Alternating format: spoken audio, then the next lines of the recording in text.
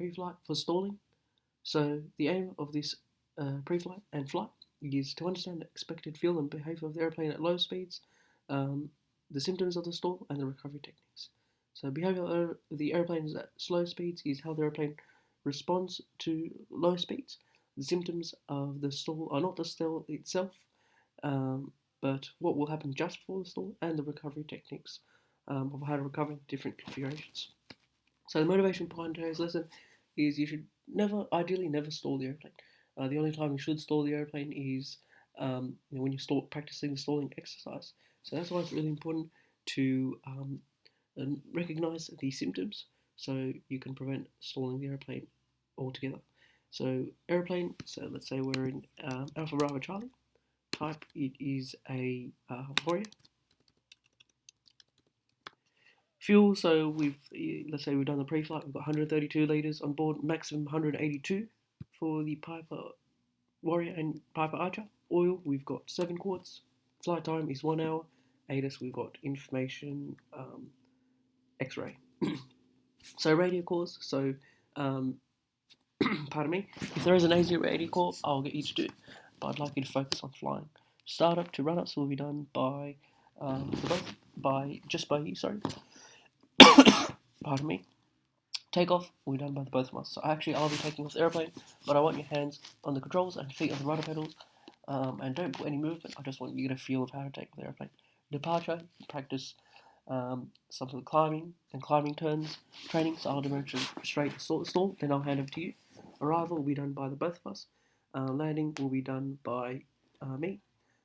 Taxiing and shutdown by you. So factors affecting the stall and stalling speed. So power, if you increase power, that decreases the stall speed because our stall is calculated power idle configuration. Increasing weight increases stall speed, but for our airplanes, it's already calculated maximum takeoff weight, 50 knots clean configuration, and 44 knots with the flaps down. Flaps decreases our stall speed as it increases lift. Center of gravity position, so if you move forward, it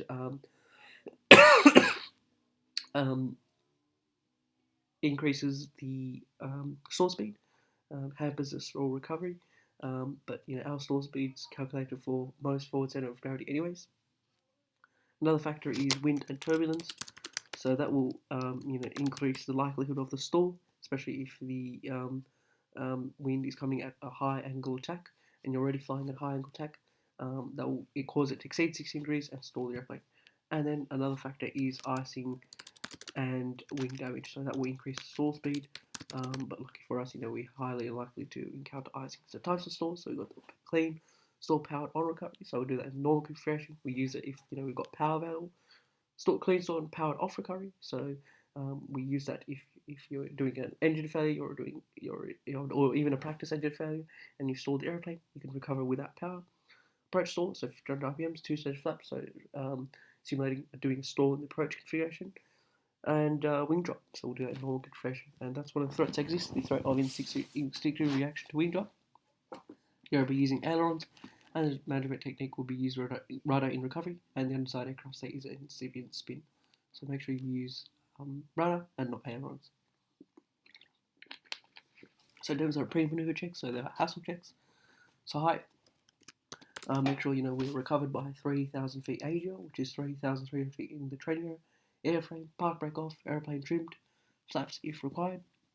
Security, so all loose items secure, seatbelts on. Say is engine, we'll put the carburetor on in our pre-entry checks, but mixture fluid, fuel pump on, fuel sector, switch it on the tank, on the fullest tank,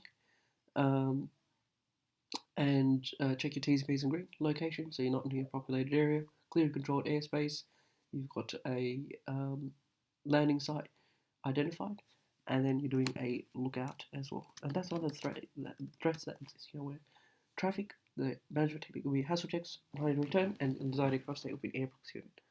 And then we'll do the pre-entry checks. So reference point selected, carby heat on, mixture full, cheese basically, and then look at clear right, center clear left, clear above, and clear below. And then we're going to do throttle idle, so gently bringing that throttle idle. And then since we've got no airspeed, remember with the pilot's lift formula, we need to compensate with the angle of attack. So applying back pressure to maintain height. And then we're using the rudder to keep the nose straight. So embedding symptoms, so what you'll see in flight is low indicated airspeed, high nose attitude, Other things are decreased control surface effectiveness. So sloppy controls is what we like to call it. They want to move to the position, neutral position. They don't want to move. What you'll see is low airframe noise as the air is quiet around our airplane. Our prop is silent, and also is not sorry. Our prop isn't silent. It's just decreased since we've got an idle, and then you'll hear that stall warning as well, which you would have heard in your pre-flight. So after the stall, so nose pitch is down. We've got buffeting. We've got sinking as well, and buffeting, and that wing drop if you don't maintain it using your rudder, the reference point. So in terms of your recovery, so you want to aim to do it with minimal height loss. So aileron neutral, rudder for maintaining reference point, attitude set it to 1 the ground to the sky to break that angle of attack that 60 degrees. Full power carbine off as the nose passes horizon, or set that attitude, keep the attitude 73 knots, and then once you're 73 knots, nose horizon, full power, apply a bit of right rudder as well. And if you're doing a wing drop recovery, you're applying opposite rudder. So if you're rotating towards left, apply right rudder, then recover. So competencies, so a few competencies assessed as part of Part 61 manual standards. So complete checks in accordance with checklists. So make sure you follow that really thoroughly. Plus or minus 1.5 meters from sunline during taxi. So make sure that your sunline goes between your legs. Recover with minimal height loss and recover with and without power. So using the appropriate procedures to recover, which I'll show you in flight, and doing the heading over, taking over, and procedure. And I may need to take over in this lesson as well if there's something wrong or reach undesired aircraft. And look out using the clock code. It's really important that our training area is quite busy, and don't assume I've seen any traffic. Look out, so 90-degree heading change. So make sure you do that 90-degree turn, clear the airspace, and then do the stall.